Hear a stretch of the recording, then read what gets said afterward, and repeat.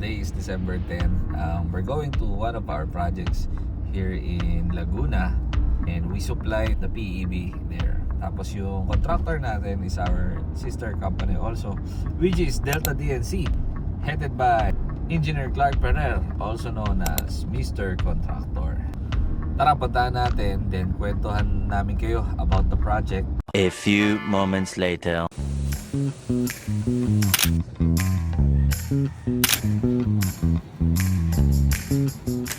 Good afternoon guys! This is Ervin Carlos of PEB Philippines. Nandito tayo ngayon sa Carmel Ray Industrial Park kung saan may project tayo na ginagawa using our technology, which is pre-engineered steel building. Now, kasama natin ngayon ang project in charge ng ating sister company, which is Delta DNC Inc. Bali siya ang General Contractor and Project Management. Kalala ko sa inyo si Engineer Levy. So, Engineer Levy, tell us about the project. So yung project po natin dito po, 2,000 square meter na warehouse. Extension lang po siya nung frame pack warehouse.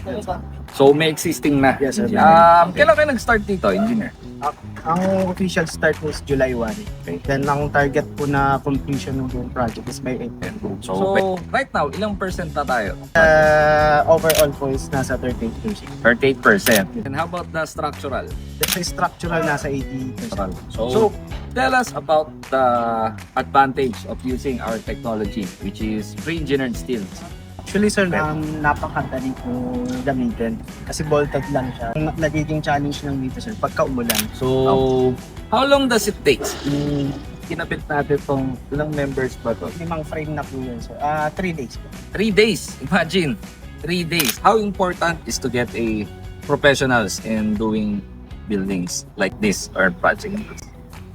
Ano lang sir, kasi like sa project natin, simultaneous na po kasi mag-build. Alright. Bali sabay-sabay mo siya. Yung substructure po na ongoing siya. Kung natin, ongoing din. Alright. So nagkakaroon ng maayos na po. Alright. Walang So, guys, it's very important to get a professional engineers, professional contractor. Yun yung kagandahan and nagiging kampante si client. Medyo time constraint. The project, ang target niya is less than a year. So from planning to construction, less than a year for a 2,000 square meter building. And it will be possible when using PEB. And sabi nga ni Engineer Levy, for the 5 frames, it took us only 3 days. Imagine, guys. So, ano yung mga key distinctive points about the using PEB? You used already PEB in the previous projects? First time sir. First time. Before sir, conventional lang. Conventional na RC and conventional na steel na more welding on site. Challenges when using the conventional steel, engineer?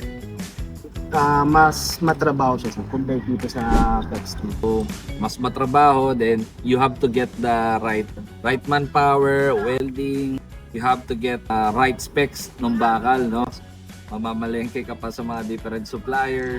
So dito sir, when you use the PEB, how was it? Maganda sir, napakadali yun.